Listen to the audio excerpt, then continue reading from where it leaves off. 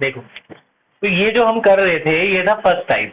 First type मतलब आप कैसे पहचानेंगे, उसमें लिखा होता है find interval of increasing and decreasing, जो आज और कल में किया है। अब लास्ट टाइप इस एक्सरसाइज का वो है second type. Increasing and decreasing का सेकंड टाइप होता है टू प्रूव दैट, ये प्रूव करने वाले आते हैं।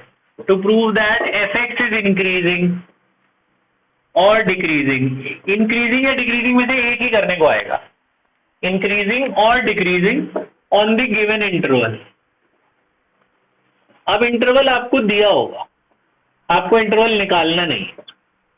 पहले वाले में तो आपको इंटरवल निकालना होता था कि कब कब इंक्रीज हो रहा है, कब कब डिक्रीज हो रहा है। अभी क्या होगा कि आपको फंक्शन दे देंगे, जैसे आपको बोला प्रूव दैट, इसमें प्रूविंग वाले क्वेश्चन है तो ये आसान है एज कंपेयर टू पहला वाला टाइप। तो बोला prove that f x is equal to sine x is increasing on 0 से π/2। आपको प्रूव करना है 0 से 90 पे फंक्शन हमेशा इंक्रीज हो रहा है। तो इंक्रीज या डिक्रीज कोई भी एक ही देंगे। अच्छा, इसमें तीन टाइप के क्वेश्चन आते हैं इस वाले में।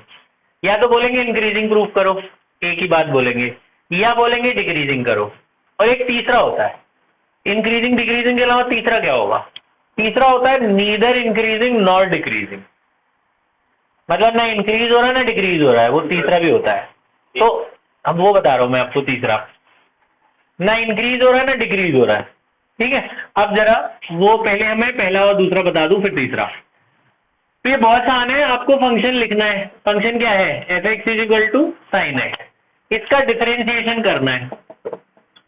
साइन एक्स का डिफरेंशिएशन क्या हुआ, कॉस एक्स। आपको ये दिखाना है कि जी कॉस इन दोनों वैल्यू के बीच में और इन दोनों वैल्यू पे हमेशा पॉजिटिव ही होता है।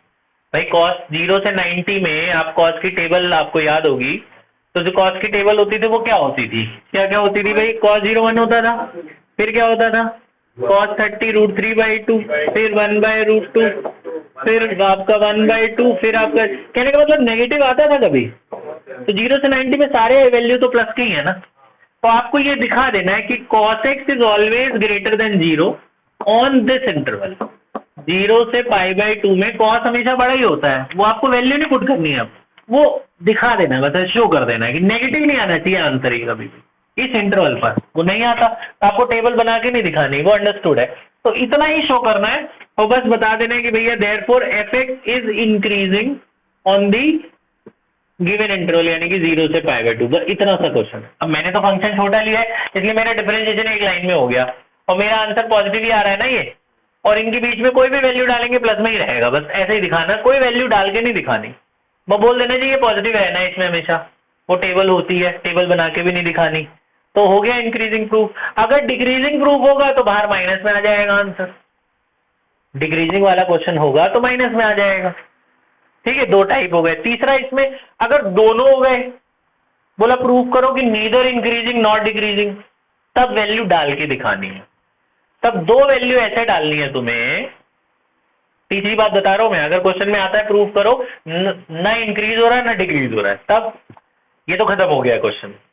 डिक्रीजिंग आता है तो माइनस में आ जाएगा, तो लेस देन 0 दिखा देना इधर, तो डिक्रीजिंग प्रूफ हो जाएगा। अच्छा ना, ऐसा बोला है नीदर इंक्रीजिंग नॉट डिक्रीजिंग, तब इसके बीच की कोई दो वैल्यू उठा लेना। ऐसी वैल्यू लेना कि एक डालने पे प्लस आ रहा है और एक डालने पे माइनस आ रहा है। अगर इंक्रीजिंग प्रूफ करना है ना तो कुछ भी वैल्यू डालोगे हमेशा पॉजिटिव ही आएगा, डिक्रीजिंग करना है तो कुछ भी डालोगे नेगेटिव ही आएगा।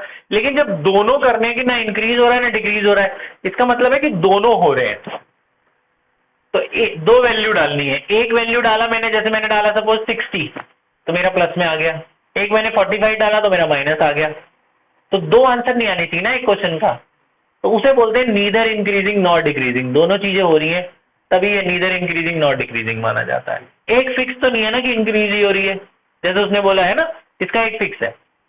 तो नीदर इंक्रीजिंग नॉट डिक्रीजिंग में दोनों आंसर दिखाने होंगे तुम्हें। एक आंसर, एक वैल्यू डाल के दिखाना प्लस आ रही है, एक वैल्यू डाल के दिखाना माइनस आ रही है, तो उसे बोलते हैं नीदर इंक्रीजिंग नॉट डिक्रीजिंग। ठीक है, तो एक कोई फिक्स नहीं हो रहा है। तो अभी आपको इसको कुछ नहीं नोट करना, सेकंड टाइप के बस हेडिंग लिख लो। और मैं आपको बता दूं सिर्फ 3 क्वेश्चन करने हैं, आपके पास 15 मिनट हैं। आप 3 क्वेश्चन कौन कौन से करेंगे, जो एब्सेंट है वो लोग भी कर लेना। एक एक्सरसाइज 6.2 का करना है आप लोगों ने, क्वेश्चन नंबर 7, एक 9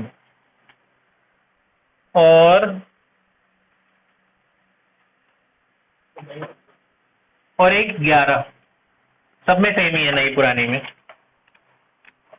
और एक और करना है, ये नई बुक का है वैसे, मिसलेनियस वाला नई में चेंज होगा, पुराने में तो सेम ही है। ये 3 कर लो, ये न्यू बुक का है।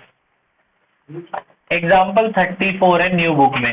ये तो सेम है दोनों में, नई पुरानी में ये 6.2 वाला तो सेम है। नई वाले में एग्जाम्पल 34 है, पुरानी वाली में मिसलेनियस का। हाँ, पहले एक्सरसाइज की कर लो, फिर मिसलेनियस पे चले जाना। पुरानी वाली में ये एग्जाम्पल नंबर है 48, ठीक है। ओल्ड में एग्जाम्पल 48 है, नई में 34 है। बस ये क्वेश्चन दोनों में कॉमन है, करो। हेडिंग डाल के नोट कर लो।